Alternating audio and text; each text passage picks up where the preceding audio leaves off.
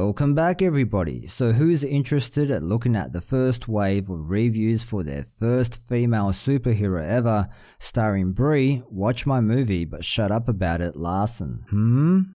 Now you know the first bunch of reviews for a film like this are going to be, let's say, biased, especially due to the controversy surrounding some of the, quite frankly, hurtful and not very well thought out things its main star had to say about a certain group of people. And what I mean by biased is, I better not say anything bad about the movie or some verified Twitter account might yell at me and call my place of work to get me fired. But you'd be surprised, there are some brave souls out there who have defied the narrative and called the movie lackluster at best, while others, usually an owner of a cat, think the movie wasn't woke enough. I mean, I've mentioned this before. I, as a feminist ally, was absolutely disgusted seeing Brie Larson kneel before Judd Law in a submissive pose. I think Brie Larson sold her soul to the patriarchy for a large sum of money. But that's just me. So let's have a look-see. Right now, as I'm recording this video on Rotten Tomatoes, it's sitting at a score of 83%. That's actually lower than I thought it'd be. Post Malone from Flickering Myth. Let's just hope that Avengers Endgame follows through on something Carol Danvers asks herself. What happens when I am finally set free? Yeah, you're kind of screwed, Thanos.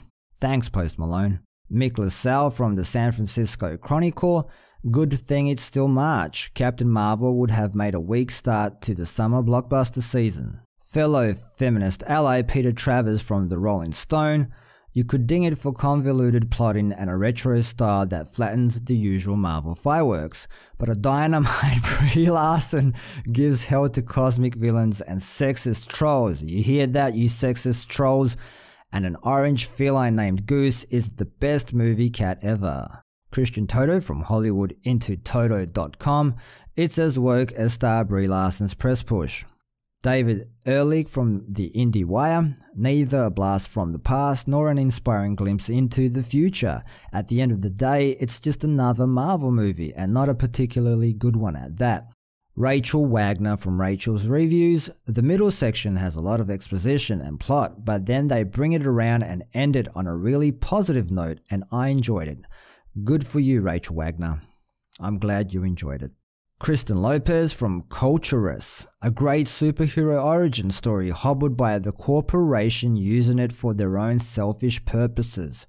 If I didn't know better, I think Kristen Lopez thinks it's not woke enough. I told you so. Laura Clifford from Reeling Reviews. Marvel not only finds itself lagging behind DC with its first female superhero, but utterly losing the contest. Captain Marvel is a boring mishmash of ideas from a score of other movies and franchises. You know where I always go to when I want an unbiased opinion? The Washington Post. Anne Hornaday. As shaky and unfocused as Captain Marvel often seems, it manages to reach its destination with confidence. In the end, Larson sticks the landing, albeit with something more muted than absolute triumph. Let's go over to Metacritic. The meta score right now is sitting at 66. We'll have a look at the top score, which was given by Shayna O'Neill from The Verge, and a 90 at that.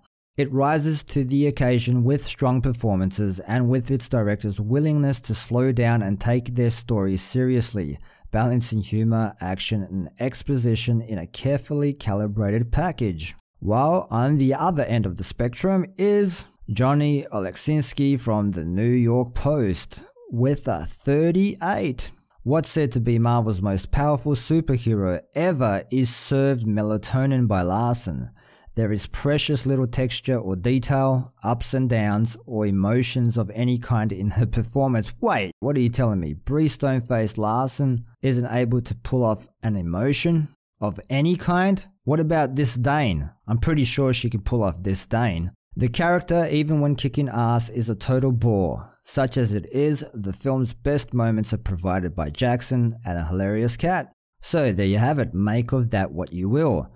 We all know what we're really waiting for, and that's the audience score. And it's going to be glorious until they decide to delete that feature as well. Until next time, whenever that is, see yous.